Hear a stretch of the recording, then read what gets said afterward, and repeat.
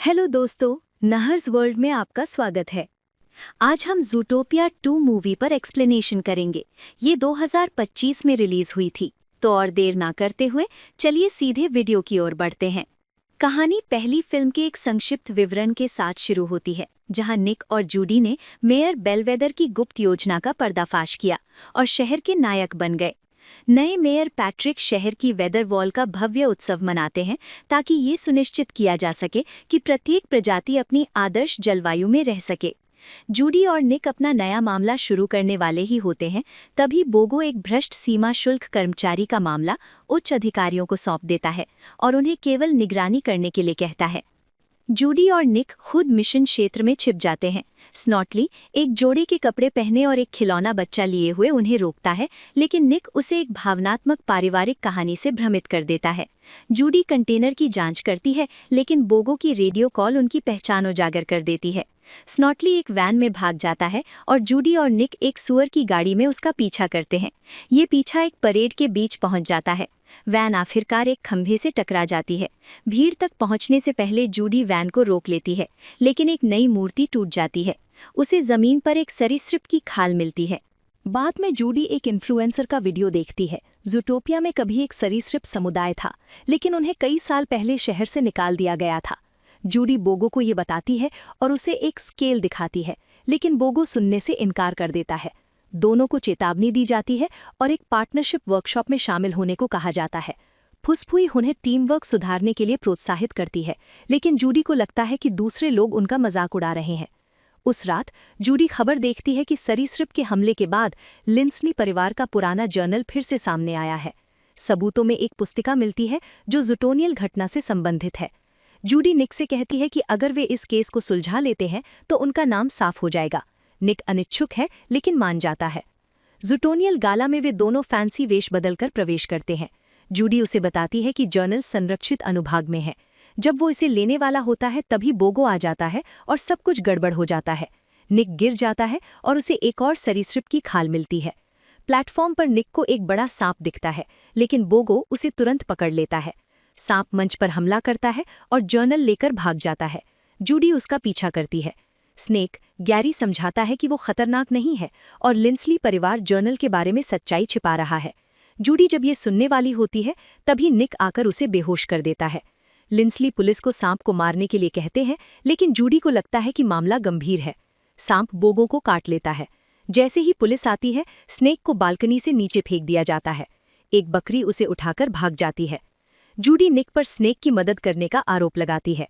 वे दोनों जर्नल लेकर बर्फ की ढलान से नीचे उतरते हैं और मिस्टर बिग के आदमी उन्हें गिरफ्तार कर लेते हैं।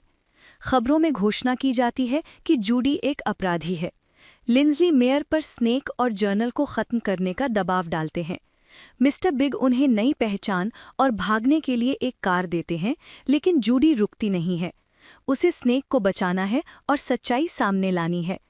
फूफू उन्हें निबल के पास भेजती है।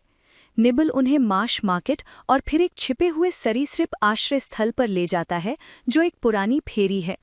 अंदर निक स्वीकार करता है कि सरीसृपों के साथ उसे असहज महसूस होता है। फिर एक गुप्त दरवाज़ा खुलता है जो एक छिपे हुए सरीसृप शहर को उजागर करता है।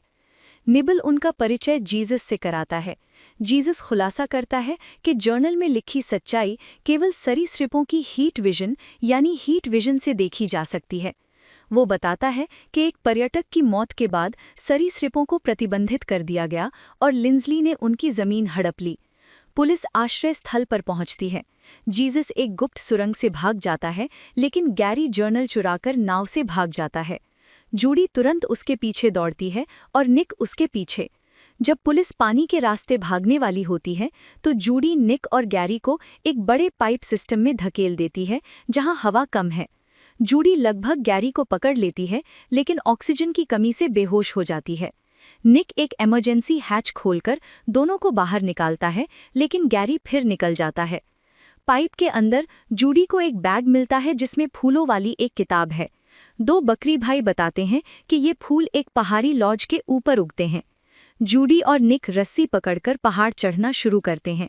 निक का चढ़ने का मन नहीं है और वो जूडी को चिढ़ाने के लिए उसकी आवाज़ की नकल करता है। इस बीच उनका रिकॉर्डर गिरकर टूट जाता है। जब भी लॉज पहुंचते हैं तो पुलिस आती है और स्थिति समझती है।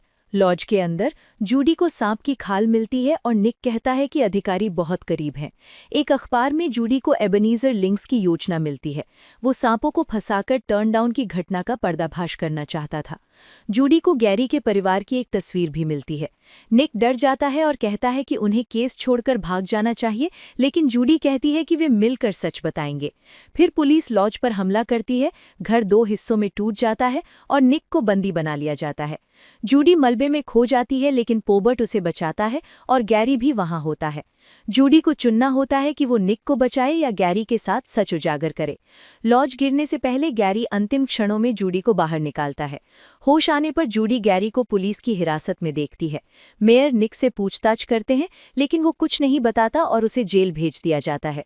मिल्टन अंतिम आदेश देता है कि थंडर टाउन का विस्तार अभी होगा और जूडी, निक और सभी सांपों को खत्म कर दिया जाना चाहिए। किट्टी सबूत के तौर पर रॉबर्ट के बाल लाती है। रास्ते में गैरी जूडी को आश्वासन देता है कि वो निक को जरूर बचाएगा। वे पूबर्ट के ठिकाने पर पहुंचते हैं।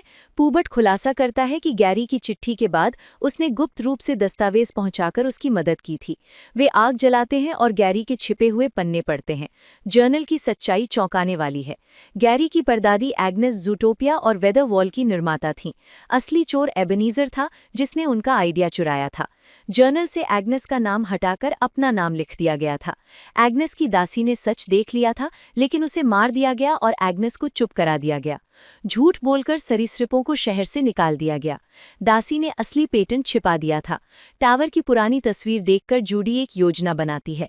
पावर स्विच चालू करना, एग्नेस का घर ढूंढना और पेटेंट लेना। मिल्टन जूडी का फोन ट्रैक करके उसे ढूंढ लेता है।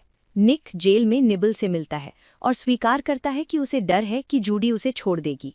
निबल उसे चाबी देकर भागने में मदद करता है, लेकिन अलार्म बज जाता है। भागते समय निक अनजाने में सभी कैदियों को रिहा कर देता है। फ्लैश उसे तेज गति से उठा लेता है और बेलवेदर भी भाग निकलती है। इस बीच जूडी और टीम वेदरवॉल की ओर बढ़ रहे हैं। पुलिस उनका पीछा करती है। गजेल उनकी मदद करती है और निक ज़ीब्रा अधिकारियों को रोकता है। लिंसली जूडी को ट्रैंक्विलाइजर से गिराने का आदेश देता है। जूडी और टीम दरवाजे की ओर दौड़ते हैं। निक फ्लैश की कार में आकर उन्हें बचाता है। जूडी और टीम दीवार के अंदर जाते हैं, लेकिन निक बाहर रहता है। अंदर जूडी एक सुरंग के रास्ते कंट्रोल स्विच तक पहुंचती है। वो इसे चालू करती है और बर्फ में दबा एक टावर देखती है। सीसीटीवी पर निक को लड़ते देख वो मदद के लिए जाने लगती है, लेकिन प्यूबर्ट उसे अंदर खींच लेता है। फिर प्यूबर्ट मुड़कर जूडी को सीरम इंजेक्ट कर देता है और गैरी को फ्रीजिंग जोन में फेंक देता है। प्यूबर्ट कहता है कि वो परिवार को साबित करेगा कि वो असहाय नहीं है। सीरम के प्रभाव में जूडी और गैरी लड़ते हैं। निक दीवार के अंदर उन्हें ढूंढता है। प्यूबर्ट निबल को भी इंजेक्शन दे देता है। निक एक चरम मौसम वाले चैम्बर में पहुंचता है। गैरी जूडी को ठीक करने की कोशिश करता है, लेकिन जूडी बेहोश हो जाती है। गैरी और प्यूबर्ट के बीच तीव्र लड़ाई के दौरान गैरी को प्यूबर्ट के बैग में एंटीडोट दिखता है। निक प्यूबर्ट से टकराता है और गैरी चिल्लाता है, प्रतिविष लेकर आओ। जब वे लड़ते हैं तो प्लेटफॉर्म की बर्फ फट जाती है और एंटीडोट किनारे पर चला जाता है। निक अपनी जान जोखिम में डालकर गैरी की ओर एंटीडोट फेंकता है। गैरी तुरंत जूडी को इंजेक्शन देता है और उसे होश आता है। बर्फ टूटने लगती है और निक फिसल जाता है। जूडी छलांग लगाकर उसका हाथ पकड़ लेती है और उसे बचा लेती है, जबकि पुबर्ट गहरे गड्ढे में गिर जाता है। वे एक दूसरे को गले लगाते हैं और निक स्वीकार करता है कि उसके लिए केवल जूडी महत्वपूर्ण है। तभी पुबर्ट स्नम मोबाइल लेकर भागने की कोशिश करता है। भागते समय वो अपने पिता को फ़ोन करता है और एग्नेस तथा लिंसली के धोखे के बारे में सच बता देता है। जूडी और निक समय पर पहुंच गए हैं। गैरी और निबल लिंसली से लड़ते हैं, जबकि जूडी और निक पुबर्ट का पीछा करते हैं। एक चतुर चाल से वे पुबर्ट को पकड़ लेते हैं। भ्रष्टाचार से तंग आकर मेयर खुद कार्रवाई करते हैं और लिंसली परिवार से सत्ता छीन ली जाती है और पुबर्ट को फिर से गिरफ्तार किया जाता है। कुछ दिनों बाद गैरी, निबल, निक और जूडी रेप्टाइल टाउन में टहलते हुए गैरी की दादी का पुराना घर ढूंढ लेते हैं। अंदर उन्हें एग्नेस का सुरक्षित काम और असली पेटेंट मिलता है। पुबर्ट आखिरी बार घर जलाने की कोशिश करता है, लेकिन पुलिस उसे पकड़ लेती है। खबर पूरे ज़ूटोपिया में फैल जाती है।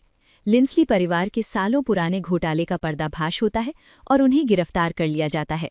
सरीसृपों का शहर में वापस स्वागत किया जाता है और गैरी भावुक हो जाता है।